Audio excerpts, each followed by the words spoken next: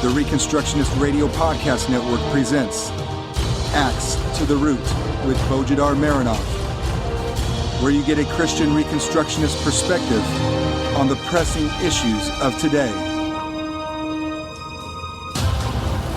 Welcome to episode 35 of Axe to the Root podcast, part of the War Room Productions. I'm Bo Marinov, and for the next 20 minutes we will be talking about my most favorite topic.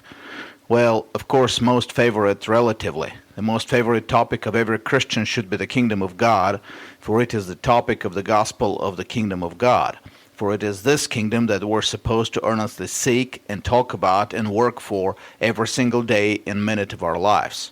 But that topic of the kingdom of God is quite large. In fact, it encompasses the whole world and its surroundings, as my father would say, and within that gigantic and comprehensive topic there are thousands of smaller topics, and each one of us is given different talents, different abilities, and different levels of courage or ignorance of danger, which often passes for courage, and therefore are given some topics that are their favorite. My favorite topic, missions.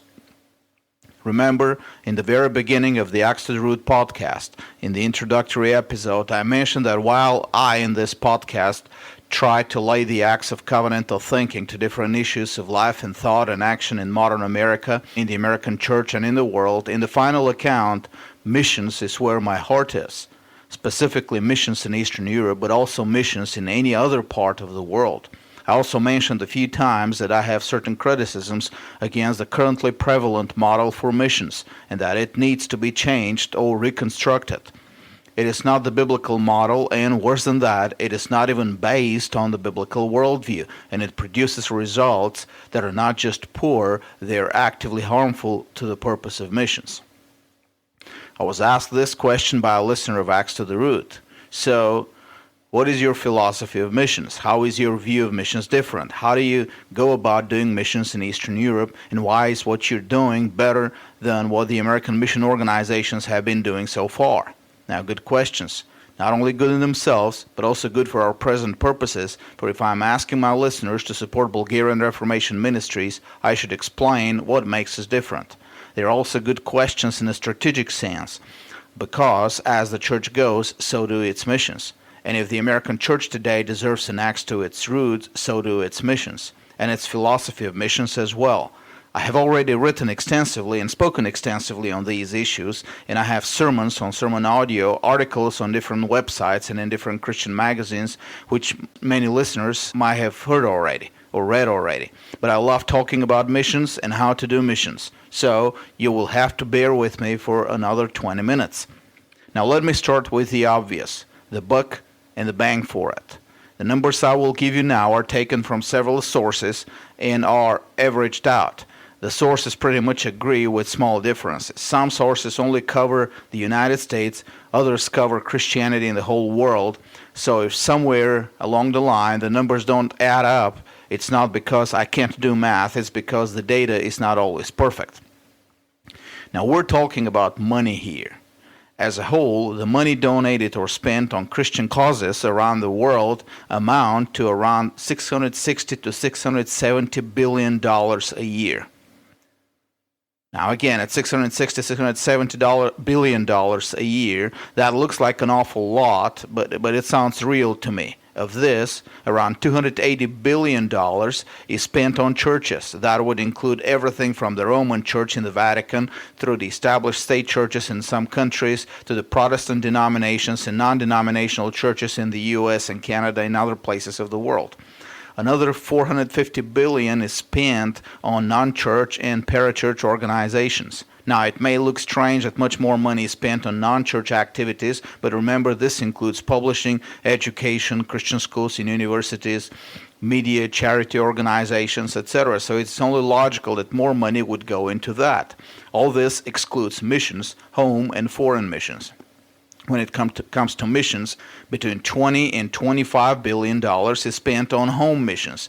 That is, missions within the so-called evangelized nations. That is, the nations where more than half of the population claims to be Christian, whether they're really saved or not. The U.S. and Canada would fall into this category, most of Western Europe, and most of Latin America. Finally, between $2.5 and $3 billion a year is spent on foreign missions. Now, this is between $2.5 and $3 billion on foreign missions, which in the context of all above means missions to still unevangelized countries. The majority of the people in these countries still don't self-identify as Christians, or to unreached peoples. Of this $2.5 to $3 billion, around $500 million goes to missions to the unreached, and the rest supports missions in nations that are reached but not evangelized. Examples: Eastern Europe, China, India, Africa, etc. Now, some mission organizations use this data in a rather manipulative way to send their subscribers on a guilt trip. Look how much money is spent on maintaining the churches and the parachurch organizations within the evangelized world, over $600 billion a year, and how little is spent on foreign missions, no more than $3 billion. As a missionary, I reject this guilt manipulation. The numbers are as they should be. This is not a guerrilla war, and in a strategic war, you spend more resources on fixing your home base before you advance. So it is only logical that much more money will be spent on maintaining and growing Christianity at home. Now, whether that $600 billion is really spent wisely for the results returned is a different issue, and I have talked about it in previous episodes like Denethor Ministries. It's also logical that 10 times more money would be spent on home missions than on foreign missions. After all, a missionary in France or in the inner cities of Atlanta or Detroit will face higher expenses than a missionary in Bulgaria or Uganda or in the Amazon rainforest. And as we will see, the $2.5 to $3 billion spent on foreign missions is plenty enough. No need to increase that giving. In all these cases, it is not the amount of money given that needs to be fixed, but the form and the output of work. And I will leave the other areas to other episodes. Here I will talk about foreign missions specifically. Now, when it comes to the $2.5 to $3 billion given to foreign missions, the lion's share of that giving falls on the shoulders of the American church. Now, Canada, Australia, South Korea, and the UK compete for a distant second, third, fourth, and fifth place, but very, very distant. American Christians are very uniquely generous to their own missionaries and to other missionaries as well. A good number of Australian and Canadian missions, in fact, while manned by non-U.S. missionaries, are still funded with American money. Not only are American Christians generous in absolute numbers, they are generous in terms of per capita as well. The average American Christian donates to missions far more than the average Christian in any other industrialized nation. While there are many things for which the American church can and must be prophetically called to account, in terms of the individual commitment of the average American Christian to see the world evangelized and to open his wallet to this purpose, American Christians must be commended. As a missionary, I must say there is no other nation on the planet where a missionary can call his listeners to donate and see genuine understanding, compassion, and willingness in them. That is why, when I'm often asked, you think God's judgment on America is imminent, I reply, not yet. If he had planned to judge her, he would have given that willingness to donate to another nation. We still have plenty of time to turn things around. Given all this, it is safe to assume that the American church spends on missions about $2.5 billion every year. It may look insignificant compared to all the other expenditures of all the churches in the world, but in reality, $2.5 billion every year is an enormous amount of money compared to the task. The American church supports a little over 50,000 full-time missionaries around the world, with an estimate of another 50,000 part-time mission workers. Given that the majority of these missionaries are in third world countries where the living standards are very low, this is a very generous support, and as I said, God bless the American church for it. At the current price of gold, $2.5 billion is about 67 tons of gold, or 2 18-wheelers net cargo weight of gold, spent on missions. While I don't have the exact data of the cost of missions before 1900, it is reasonable to assume that the whole church didn't spend that much, what only the American church spends a year, on missions between AD 30 and AD 1900. We have been extremely blessed, and we have served as a blessing, and that's good. But this is where the good news ends. For despite all this money we have spent on missions in the last decades, we have no bang to show for the buck. the results are at best meager. That is, if we have any results at all. Missionaries in the past have converted whole nations on a shoestring budget. Some missionaries even went to their mission fields as servants or slaves, or worked with their own hands to provide for themselves some meager existence while proclaiming the gospel. Others spent years in jail or were even tortured and executed. Now, I'm not saying that modern missionaries necessarily have to go through all this. Persecutions in themselves do not warrant success, although God may have persecutions in store for some modern missionaries, undoubtedly. But these missionaries in the past converted whole tribes and nations without having all the wealth of our modern world. Forget about whole nations. Out of 50,000 full-time missionaries around the world, we don't even have 1,000 examples of successfully developed missions that have impacted their cultures. We probably do have some in some marginal and peripheral tribes in some areas. In fact, I recently watched a movie about such a missionary to Papua New Guinea who changed several tribes from a culture of death and even cannibalism to a Christian culture. But these are rather exceptions. In the vast majority of cases, tens of thousands of them, missionaries don't make any impact on the culture, and even where they're able of planting a church, that church later disintegrates when the missionary gets called back home. Presbyterians and Baptists and Methodists are notorious around the world for their low rate of success on the mission field.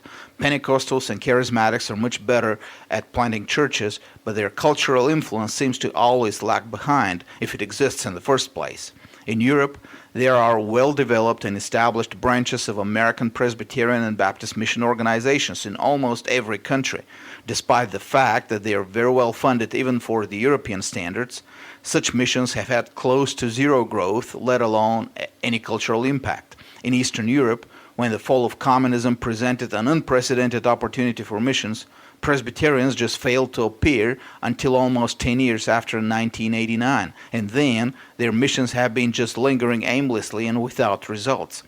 Baptists and Charismatics did fill the gap early, and then they did some massive evangelism. There was some growth in the mid-90s, which later reversed because it failed to produce impact. As of now, Europe maintains its fame of being a graveyard for missionaries. Situation is a little better in the Muslim world, but then it is not clear who can claim the merit for the increased number of conversions, the missionaries or the horrors of war. In short, we have next to nothing to show for the 2 truckloads of pure gold we have been burning on missions each year for the last several decades. Or to put it another way, new converts on the mission field are becoming dearer and dearer to us every year. Really dearer and more expensive, and there is no cultural impact whatsoever. Where there is growth of Christianity around the world, like in China, it can't be connected in any meaningful way to American missions. But then again, the growth of Christianity in China has been only at individualistic level. There is no change of culture yet and no visible impact on the culture. The obvious question here should be, why are American missionaries so unsuccessful in relation to the means they're provided with? Why are the results so meager? Why do we have missionaries who spend years in a field and produce not more than one local church which later disintegrates? Granted, sometimes God may use our visible failures to produce success for His plan, but that is not always the case. And besides, our job is to plan for success, not to plan for failure and then find excuses in God's secret plans. Which means we need to answer these questions. Why are we a failure? What needs to be changed to make us a success? And in the answers to these questions is where my philosophy of missions becomes clear, and also where the character of Bulgarian Reformation Ministries is seen. Here's the answer. Ready for it? Modern missions have abandoned the comprehensive message of the gospel, which addresses the whole man. That is, man, his individual faith and thinking, his individual ethics and conduct, but also man and his institutions and his culture, family, local community, civil government, economic and business practices, education, science, monetary policies and taxation issues of liberty and justice, etc., etc., etc. Put it in another way, modern missions have abandoned the comprehensive gospel of the kingdom. Missionaries advertise their missions as planting churches and converting souls at home. This is what the home churches expect to hear. I guess the problem to a great extent is the American church itself. When missionaries go to the mission field, this is what they focus on: converting souls and planting churches. Sometimes they speak about discipleship, but as I said in my article on ChristendomRestore.com, the empty rhetoric of making disciples, discipleship is simply a rhetorical buzzword. There is no biblical difference between discipleship and conversion. The essence is all in the content of the message, not in the technique of delivering it. This is an important truth to remember, so I will repeat it. Changing the technique of delivering the message doesn't help. If the message is truncated, changing the message itself will do the work. And more than that, changing the worldview of the message from a truncated, individualistic, pietistic worldview of personal salvation and church planting to a comprehensive, kingdom-building message of addressing the whole culture in everything it believes, speaks, and does will only do the work. Modern missionaries are seldom trained to understand and therefore seldom realize that the gospel is comprehensive. It affects the whole culture, and therefore a society permeated by the gospel will by necessity develop a different culture than a society that is not evangelized. It is like the personal moral character of a man who has been evangelized. Evangelism is not simply changing formal intellectual propositions in a man's head. Evangelism means challenging his whole way of life and changing his whole way of life until there is visible transformation in the life of a person. If a missionary does not work towards that transformation of the personal life of his listeners, he is not really preaching the gospel to them. Well, the same with the culture in general. Evangelism is not simply offering intellectual propositions to a culture, nor simply saving a few people out of it. It is challenging the whole way the culture lives and operates, and changing the whole way the culture lives and operates, until there is transformation in the life of the culture. If a missionary doesn't work towards the transformation of the life of the culture, he is not really preaching the gospel to that culture. And when he is not preaching the gospel, he won't have any results. I have seen in practice, when American missionaries hit the field, their automatic assumption is that everyone else is just like Americans and that every culture is just like the American culture. It's just the people need to believe in Jesus. They do not address the foundations of the culture. They either do not understand the religious character of these foundations or don't care to address it. They do not understand why pagan nations have the family and business and education practices they have. They have no idea of how these practices are related to the prevalent religion in these cultures. They do not understand the religious foundation of government corruption and injustice, etc., etc., etc. And because they do not understand them, they do not address them. And when they do not address them, they only address issues that are peripheral to the culture's life. And the rule of evangelism, or any kind of public action and speaking, is this: when you only address the periphery, you're relegated to the periphery. When missionaries in Europe, for example, are relegated to the periphery of the society and no one listens to them, it is only because their message has only touched the periphery of the European culture. When the message is an axe to the root message, hitting at the central issues of a culture and the religion behind these issues, offering the solutions of the gospel, then only can a missionary gain hearing in a culture. The people out there are not stupid. They have a comprehensive view of reality. And when a missionary comes with less than a comprehensive view of reality and comprehensive solutions for problems, he is ignored. That's how a graveyard for missionaries is formed. And the blame is on the missionaries. This leads us to the philosophy of Bulgarian Reformation ministries. In fact, to the philosophy of any and every mission effort in the future which will be successful in challenging the darkness and bringing the light of the gospel to the nations. And the philosophy is simple: no holds barred. There is no topic in the society that is outside the scope of the gospel. There is no headline in the newspapers that is outside the scope of the gospel. There is no government policy or educational practice or business practice or family issue or a court verdict or social action that should escape the scrutiny of the missionary and be safe from his judgment. Being a missionary is not a one single issue job. It is the job of a revolutionary, one who takes on the world and defeats it in all its complexity. But just speaking on issues in itself is not enough. That speaking must be God speaking. Therefore, a missionary must have a comprehensive theology from beginning to end, whose ends are all tied to Jesus Christ and His gospel. Whether he speaks on personal righteousness or social justice, his speaking must start with the presuppositions of the Bible and end with the conclusions of the law of God for every area of life. He can't afford to be ignorant of the worldview of the Bible. He can't afford to compromise that view with the views of the world. He must go to the religious roots of everything he speaks on. If he speaks on taxation, he must know what religion and what religious presuppositions are behind it. If he speaks on science, the same thing applies. What religion is at the bottom of modern science? And so on with all the other topics he must speak on. And when he exposes the religion at the bottom of all these elements and practices of a culture, his next job is to present how these elements and practices would change if the gospel was at the bottom of all of them. Here's your current system. Here's the list of injustices and wrongs and desolation and destruction it produces. Here's the religion, and here's the religious presuppositions at the bottom of it. Why you have this system and not something better and more just and more practical. And here's what you can have if the gospel was at the foundation of your thinking and action. This tactics is called pushing the antithesis. If you haven't heard of it, Google Cornelius Van Til and then Greg Bonson.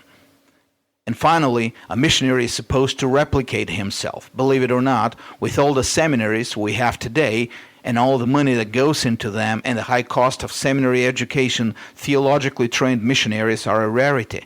I mean, trained in the applications of their theology. That's an issue we will cover in a future episode when we talk about seminaries. But if theologically trained missionaries are a rarity, then theologically trained local disciples are doubly so. Education has always been the Achilles' heel of missions, the chief reason for the death of missions after the missionary has gone back home. A simple routine of attending church and listening to a sermon doesn't constitute education. There has to be a concentrated effort of getting his listeners to read, learn, understand, and communicate on their own with the same depth and the same vigor and aggressiveness as the missionary himself, and with the same laying of the axe at the religious roots of the culture. The prophetic voice of the missionary must be multiplied in many prophetic voices of those who have converted to Christ through him. Only then a mission will be successful. And in future episodes we will go into greater details about building an intellectual foundation and about the principles of organizing local covenant communities and about creating an alternative society of alternative presuppositions and alternative solutions. A mission can't be a simple factory for personal conversions. It must be a war of worlds. Back to Bulgarian Reformation Ministries. How did we go about the task of missions? What did we do? Why is there in Bulgaria today, a little over 20 years after we started the mission work of Christian reconstruction in Bulgaria, such a significant presence? It started with one family, Maggie and I. There was no Reformed theology in Bulgaria. There was no Christian education. There was barely any Protestant Reformed presence in the culture or in the public arena. Today, we have more than 100 Christian homeschooling families, a homeschooling association and legal professionals working for it, Reformed churches in several large cities, a publishing house which prints and sells the books which we translate, work among the minorities which changes cultures that used to have deep pagan roots, white presence in the political and influence within the libertarian movement, media presence, entrepreneurs and professionals, and it has been growing exponentially in the last several years. In fact, I keep meeting people who are product of our ministry through other people, not through me, in all on a shoestring budget. How did we do it? Simple. No holds barred. Address everyone and everything on the foundation of the gospel. Give the solutions of the law of God. Don't apologize for your faith, and never limit your testimony to personal conversion and church planting. And in future episodes, we will talk about the importance of books, and then about how to establish local communities. The book I will assign this week is Cyril and Methodius of Thessalonica, The Acculturation of the Slavs. Notice the title, The Acculturation of the Slavs, by the Greek professor and historian Anthony Emil Takiaos. Read carefully to see how Eastern Europe was Christianized. and then think twice where you donate your money for missions. So visit BulgarianReformation.com. Subscribe to the newsletter to see how we have done it and continue doing it, and help me continue the work. Pray and donate, and God bless you all. This was a Reconstructionist Radio War Room production. Axe to the Root with Bojidar Marinov. Please visit BojidarMarinov.com and ReconstructionistRadio.com/Axe to the Root.